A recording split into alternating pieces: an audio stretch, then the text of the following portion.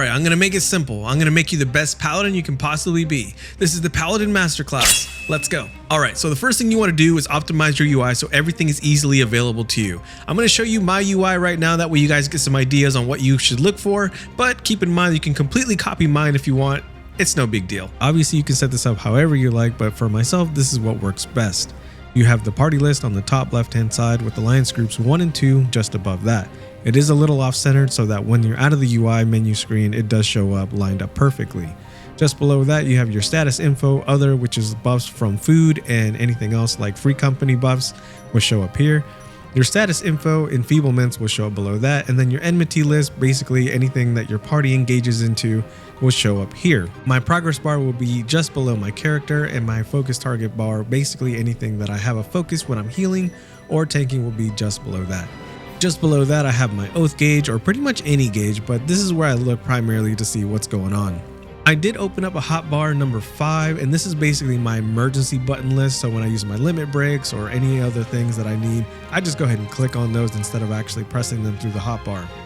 Now for the good stuff, the target info, basically the HP of the boss or whatever mob, I've enlarged at 200%, and the same thing with the target's progress bar is at 200% just below that. This is the best way that I find that I can see the target's HP and percentage plus their progress bar just below that.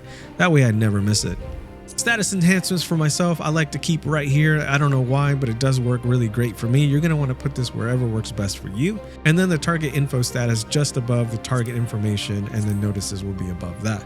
This is the best layout for myself. You're going to want to find something that's very optimal for you, since you're going to be looking at your UI along with your party members and the mobs all at the same time, or at least it's going to feel like it's the same time, but basically your eyes are going to be all over the place. So I have it kind of like squished in. This is the way I can see everything that's happening at a glance. All right, now that you got your UI set up, I'm going to bring some basic information to the next level. Whether you're a seasoned paladin or you're a brand new paladin, you're definitely going to benefit from the next bit. All right, sweet. So you're in the beginning of the dungeon, and the first thing you need to do is turn on your Iron Will. Without that, you're not going to do too much. Remember, Iron Will is what gives you threat to begin with. This is advanced tanking, so you want to get ahead of your group because you're going to have DPS that's going to jump ahead, sometimes even the healer, and you just want to be the one that's leading the group. That way you can get the mobs at your pace and you're not fighting your teammates to try to get the mobs ahead of you. Enter the ability Shield Lob. Shield Lob delivers a 20-yard range attack with a potency of 100 and increases enmity on the mob you strike.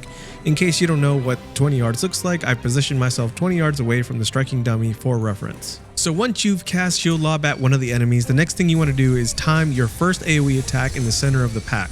Once you've done this, you should grab all of them, but if one straggles away and attacks your DPS or your healer, make sure you use Provoke on one of them. Other than that, you should grab all of them, and now you want to position them into a tight group.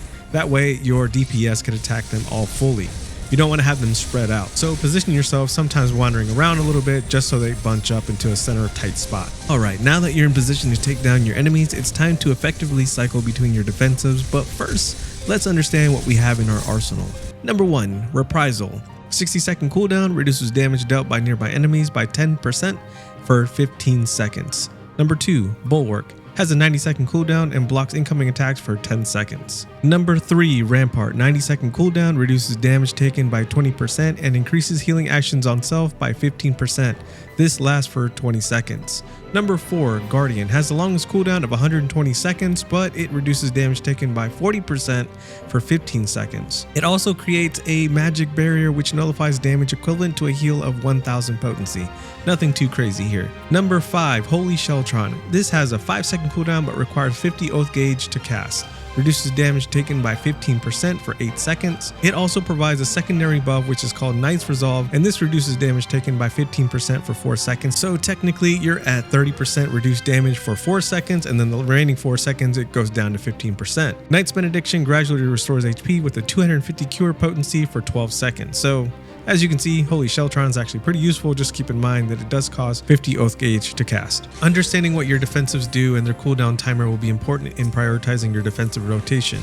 You'll pretty much always start with Reprisal when it's off cooldown. If it's on cooldown, then I'd recommend opening with Bulwark and Holy Sheltron, since your blocks increase for 10 seconds and Sheltron will last for 8 seconds, giving you immediate decent mitigation. One pro tip here is dungeons typically like to give you the toughest pack just before the boss. So the last pack, pull everything, and then when your health is about 60%, go ahead and pop Hallowed Ground. I know we didn't talk about it in our normal defensives, but Hallowed Ground is the best defensive in the game, and it's Paladin specific. It makes you invincible to all attacks for 10 seconds. I think the only way that you can die while this is on is if you get thrown off the edge, or if you fail a mechanic that is lethal. Here's an example of a party where the healer and DPS is under geared. Take a look at my health as it drops even while I use my defensive rotations. In the end, I use Hallowed Ground so I don't die and ease the tension on the rest of the team. Here are some special considerations to think when pulling.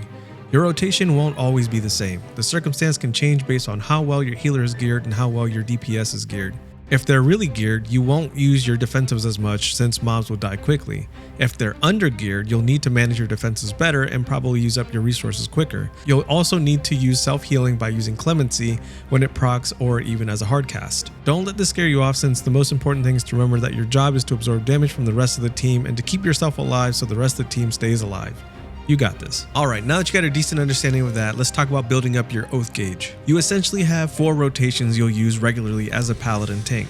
3 single target rotations, with 1 being a single target and an AoE rotation, and the 4th being a pure AoE rotation because you'll only use it in AoE situations, never in single target. So damage rotation number 1, which is going to be pure single target, which is going to be Fast Blade, Riot Blade, Royal Authority combined with Spirits Within. You can make a macro for Royal Authority and Spirits Within to work together, but don't use timers in the macro. Just make it so that each one executes accordingly. Single target rotation number 2 also serves as an AoE attack, but don't bite my head off for pronouncing these wrong, which is going to be Requiescat to Confidior, which engages your Blade of Faith, Blade of Truth, Blade of Valor, and Blade of Honor. Single target rotation number 3, which is basically just going to be Atonement, Supplication, and Sepulture. This gives you back mana mostly, but does decent damage as well. And finally, your 4th AoE, which is going to be Circle of Scorn, Total Eclipse, Prominence, ending with Holy Circle for the self-heals. Upon casting Divine Veil, it restores HP to your party equivalent to a potency of 400.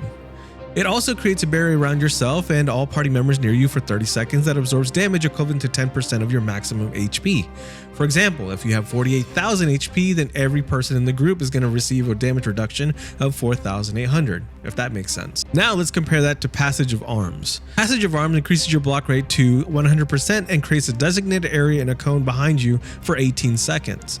Party members will only suffer 85% of all damage inflicted. This effect ends upon using another action, moving, or facing another direction, so don't do that.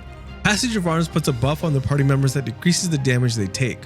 What angle the damage comes from is irrelevant, but you'll need to be in front of the group for everyone else to receive the buff. As long as you're in the group with the stack marker, then you're also going to share the damage with your group. So as a Paladin, you self-heal from several abilities, Clemency being the most basic.